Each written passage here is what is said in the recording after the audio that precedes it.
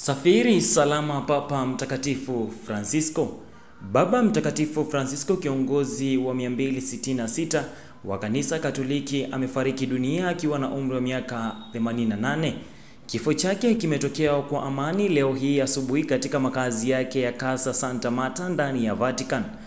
Tangazo rasmi la kifo chake kilitolewa na Kardinali Kevin Farrell, kamalego wa chumba cha kitume.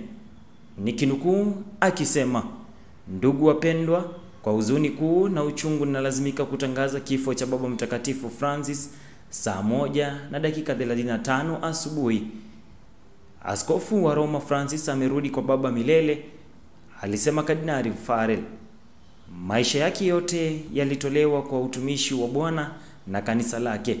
Alitufundisha kuishi maadili ya Injili kwa uaminifu, ujasiri na upendo wote, hasa kwa maskini waliotengwa. Mwisho wa nukuu. Baba Mtakatifu, ambaye jina lake halisi lilikuwa Jorge Mario Bergoglio, alizaliwa mjini Buenos Aires, Argentina. Kwa muda mrefu alikumbwa na matatizo ya kupumua. Afya yake ilianza kudhoofika sana baada ya kulazwa hospitalini tarehe 14 Februari mwaka 2025 katika hospitali ya Agostino Gemelli kutokana na bronchitis. Hali yake ilizidi kuwa mbaya na baadaye aligunduliwa kuwa na pneumonia ya mapafu yote mawili. Alitumia siku 38 hospitalini kabla ya kurejea Vatican kuendelea na kuuguza. Matatizo yake ya kupumua yalianza mwaka 1957 alipokuwa kijana wa miaka 20, ambapo alifanyiwa upasuaji wa kuondoa sehemu ya mapafu yake kutokana na maambukizi makali. Changamoto hizo za kiafya ziliendelea hadi katika kipindi chote cha kupapa wake.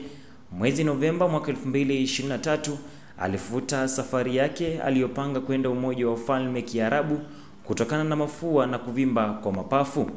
Katika tendo la kipekee la kuona mbali, Baba Mtakatifu Francisco aliridhia toleo jipya la Ordo Escularum Romani Pontificis, kitabu cha liturujia kinachoelekeza taratibu za mazishi ya Papa. Mwaka mmoja kabla ya kifo chake, toleo hilo jipya lilitoa mwongozo mpya wa kuandaa mazishi kwa unyenyekevu na maana ya kiroho. Askofu Mkuu Diego Ravil, mwalimu wa sherehe za kitume, alithibitisha kuwa Papa Mtakatifu mwenyewe aliomba mazishi yake yawe mepesi na yaliyojikita katika imani ya ufufuko wa Kristo. Maelezo kuhusu ibada ya mazishi na kumbukumbu za umma yanatarajiwa kutangazwa na Vatican hivi karibuni. Papa Mtakatifu Francisco, ambaye alikuwa papa wa kwanza kutoka shirika la Kijesuiti na pia wa kwanza kutoka Amerika ya Kusini, atakumbukwa kwa unyenyekevu wake, huruma na kujitoa kwake kwa wanyonge na waliotengwa wakiwa nyumbani. Lala salama Papa Mtakatifu Francisco. Nikiripotia VK Media kutoka kaunti ya Nairobi, jina langu ni Katila Vincent.